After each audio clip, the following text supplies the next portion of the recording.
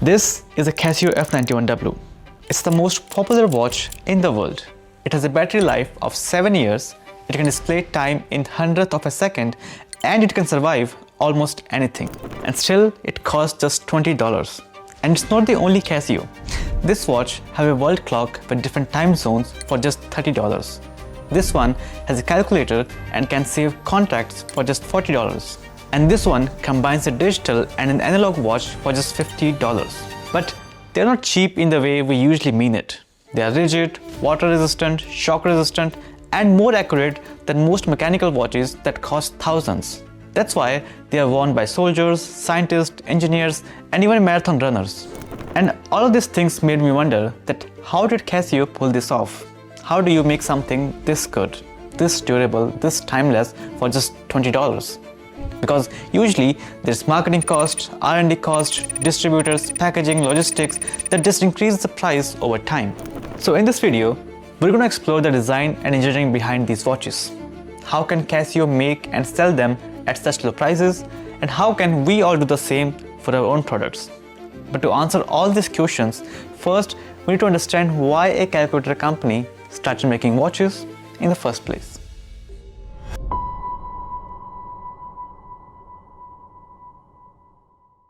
So before Casio, if you wanted to do math quickly, you used this thing called an abacus, or you did it by hand, or you had this massive mechanical calculators that were loud, heavy, slow, and fragile.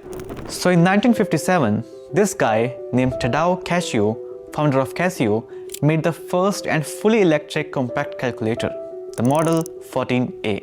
He removed the mechanics and used electrical circuits to calculate numbers electronically.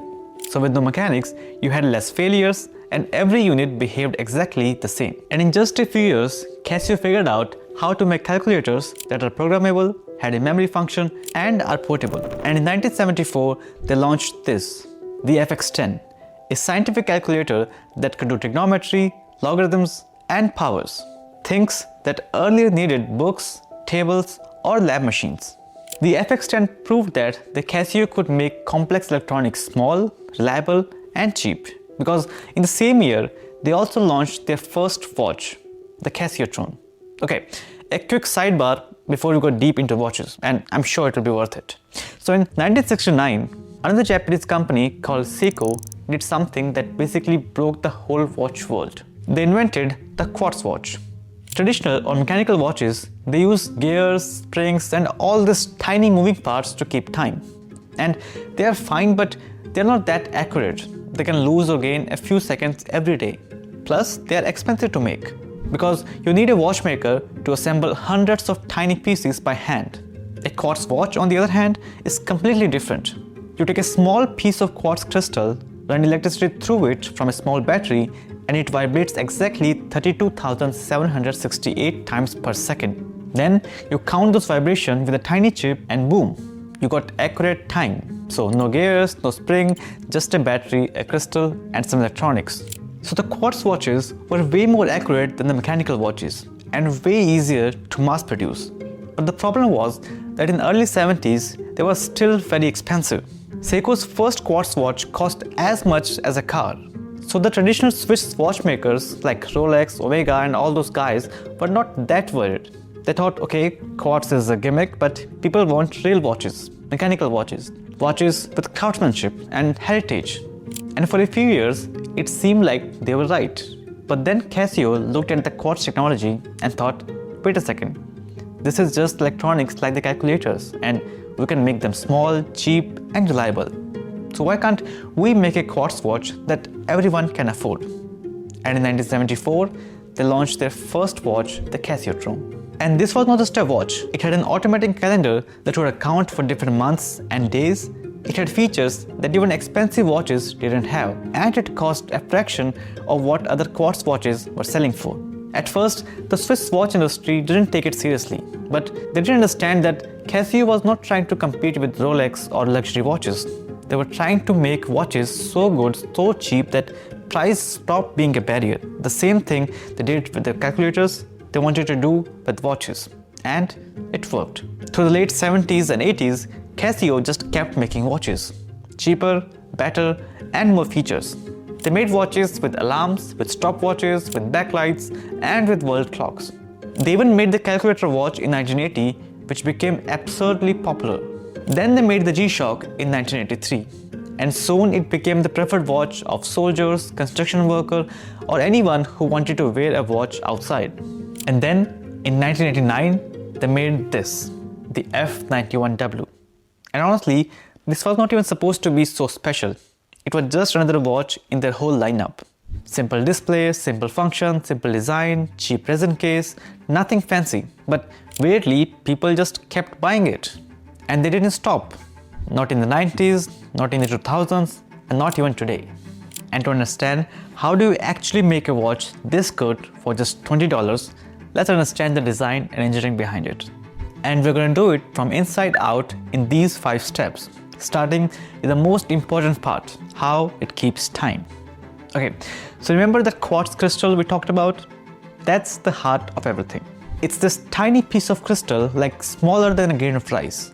And when you pass electricity through it, it vibrates at exactly 32,768 times per second, which is exactly 2 to the power of 15.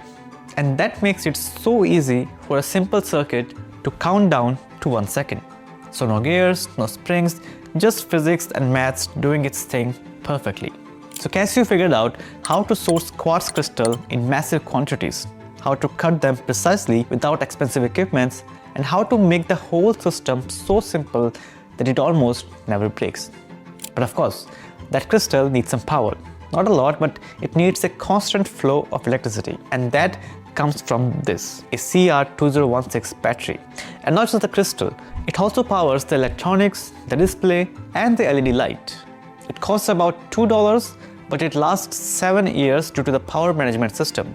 Because the quartz crystal uses almost no energy. The circuit that counts the vibrations also barely uses anything. Even the display, which we'll get to in a minute, only uses power when the segments need to change.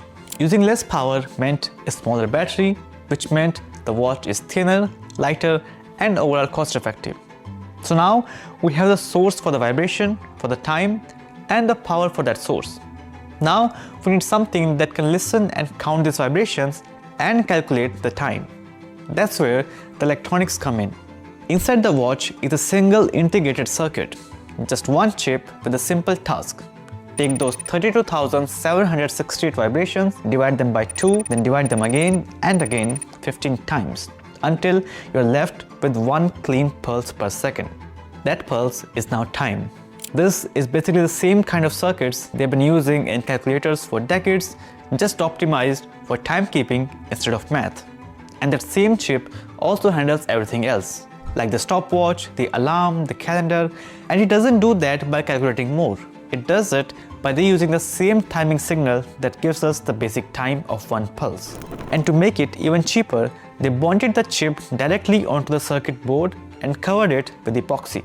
And after creating the perfect electronics to calculate the time, then comes the moment to display that time. And for that, Casio uses an LCD display. Liquid crystals are these weird materials that can either block the light or let them through depending on the electricity running through them. To make a display, you sandwich these crystals between 2 pieces of glass and pattern them into shapes like the number 8. And now you can turn segments on or off to display any number. And the most efficient part is that they only use power when there's a change in display. And since time changes pretty slowly, the display uses almost no power. There's also this tiny LED that lights up when you press this button. It uses a bit more power, but only when you need it, because most of the time you're just reading it in ambient light. So after solving all this basic functional thing, the only thing left was to design a beautiful case and assemble everything. Now Casio does use metal for their high-end watches, but for all their budget watches like this, they just use resin. It's light, it's flexible, it's easy to mold, it doesn't corrode, it doesn't conduct heat or cold, so it's comfortable in any weather. And most importantly, it's cheap. They can just injection mold them in batches and pop out one case every few seconds. Metal case, on the other hand, requires time for manufacturing, creates waste, and requires expensive equipment. And the same thing for the strap. Casio uses leather and metal for their high-end watches, and for these budget watches, it's the same resin, for obvious reasons I talked before. But if you see close enough, the things that actually take stress or wear out, like the buttons, this buckle, or even these small pins, are still metal here. They know exactly where to use what material. That's what makes a Casio a Casio. Whether it's this basic F-91W or a high-end G-Shock, there's this consistency to how they think about products. And I think there are three principles that shows up in everything they make. Number one, the access. Number two, the optimization.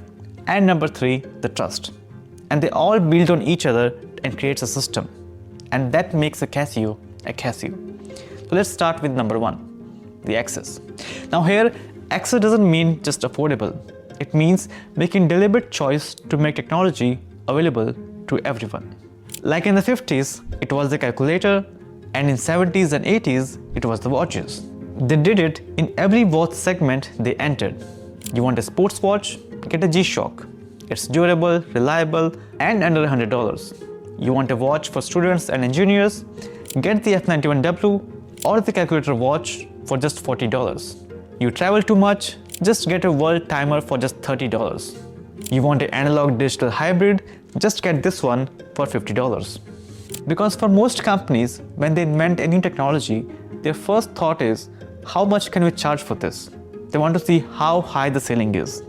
But usually in Casio or some other Japanese companies, it goes the other way. They focus on how many people can we get this to. They want to see how wide the floor is. They want to acquire a whole segment of consumers, whether it's students, engineers, soldiers, or even watch collectors. So this access is the why behind Casio. But to make that why a reality, they had to master the how. And that leads us to the second principle, optimization. See, a new technology is rich people's toy. And to give everyone access to that, you have to make it super efficient. It has to be done very smartly. There is a saying in engineering that anyone can build a bridge that stands, but it takes an engineer to build a bridge that barely stands. That sounds really bad, but it's actually the peak of engineering. It means you didn't waste a single gram of material. You didn't spend a single cent on something that didn't need to be there. And Casio is a master of this. The quartz crystal that uses almost no power, the single chip that handles all the functions, the LCD that only draws current when it changes, the resin case that molds in 30 seconds with everything built in, the use of metal in the only places where there are stress points. And not just that, if you look closely at the design language, the dials are octagon instead of the usual circular shape. Because an octagon fits tighter, uses less resin, and creates a natural recess for the buttons. By stripping away the extra and focusing purely on the essential, they created something that is perfectly balanced. And this balance leads us to our third and the most important principle, trust. Now most brands try to seduce you. They promise status, success, belonging. They show you the person you could become if you buy their product. Casio doesn't do that. They promise three simple things. It will work, it will last, and it won't surprise you. And they have earned the first promise very early when they entered the watch market. The quartz watches were not just slightly better, but dramatically better than mechanical watches. Where mechanical watches might lose a few seconds a day, quartz watches loses a few seconds a month. And this gave rise to the quartz crisis, which almost bankrupted the Swiss watch industry. So it just doesn't work. It works all the time. The accurate time, the lightweight dial, the backlight, the 7 years on one battery, every single function does exactly what it's supposed to do. It also makes the second promise of lasting long possible, because when you're selling something which is affordable, your customers can't afford to replace them constantly. People wear these watches for decades. Soldiers wear them through deployments, nurses wear them through thousands of shifts, students wear them through 4 years of college and into their first job. But the watches, they keep working. Now of course, like any other product, it can get scratched or develop some patina, but the watch still keep running and functioning. It will genuinely actually last. And the third promise that it won't surprise you, that's maybe the most important one. Because think about who are the people who wear these watches. Engineers, students, soldiers, nurses, everyone is on some kind of time-bound operation. And for that, you need your tools to work. That's why you see military equipments or space components are expensive, because the cost of failure is too critical. Now, Casio might not be a military-grade equipment, but even if it can give you 90% reliability for a tenth of the price, that is still totally worth it. And this consistency, this absolute refusal to mess with something that works, that's how you build trust. Because trust is not just about building quality, it's about predictability. Knowing that the thing that you depend on will be there, working the same way tomorrow and next year and a decade from now. That's also one of the reasons that Casio barely advertise. They don't have any kind of celebrity endorsements or commercials. The watches sell themselves through word of mouth, through people using them in critical situations, and then telling other people that just get a Casio. And that's why you see this watch on presidents and prisoners, on billionaires, tech founders, and people buying watch for the first time. You can even find this watch in the drawers of watch collectors along with six-figure watches. Because it's not about status, it's about trust. So now the question is, what can we learn from all these principles and apply to our own products? So let's go through them one by one, but this time as questions you should ask yourself. And the first question is, who is this for? Who actually needs this to work? Not who might like your product, who just find it cool, but who depends on it. Like the kind of person where if a product fails, it actually creates a problem for them. That could be a student, a professional, a parent, a creator, anyone. But you need to be clear about that person in your head. And you have to ask, what's stopping them right now? Is it the price? Is it the complexity? Is it the fragility? Because access doesn't mean making something cheap. It means making it reachable. It means if someone truly needs a product, they can afford it, understand it, and trust it. And once you're clear on who this is really for and what they want from you, then you can move to the next question of what can I remove? What can go and the product will still work exactly the way it should. When you are early in product design, everything feels important. Every feature feels necessary. But most of the time, those extra features don't help the user. They help you to feel safer. So take your product and imagine you are forced to make it cheaper, lighter, or simpler. What's the first thing you would remove? Then ask again and keep going until removing one more thing actually breaks the core function.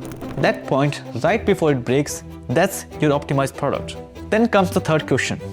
What am I actually promising? When someone buys or uses a product, they're trusting you with something. Their time, their money, their attention, and sometimes even their safety. And the mistake that most people make is promising too much. More features, more performance, more outcomes, more wow. But trust doesn't come from big promises. It comes from small ones that are always kept. So ask yourself this. What is the one thing that your product absolutely must do every single time? Not 10 things, not edge cases, one core job. And if that one thing fails, your product fails. That's your real promise. And once you know that promise, you have to protect it at all costs. That means saying no to things that could weaken it. If a feature makes the product more complex, more fragile, or more confusing, it's actively hurting that trust. Like Casio's promise is simple. It works, it lasts, and it won't surprise you. And for 35 years, they have protected that trust by refusing to change what works. So the real lesson here is not about watches. It's about what happens when you stop trying to be everything and commit to being the one thing perfectly. Because in a world obsessed with more features, more innovation, more disruption, there's something radical about making something that just works and keeps working. That's not just good design, that's respect. Respect for your time, for your money, and for your life. And maybe that's the ultimate luxury. Not the thing that costs the most, but the thing you never have to replace. That's all for today. I'll see you in the next one.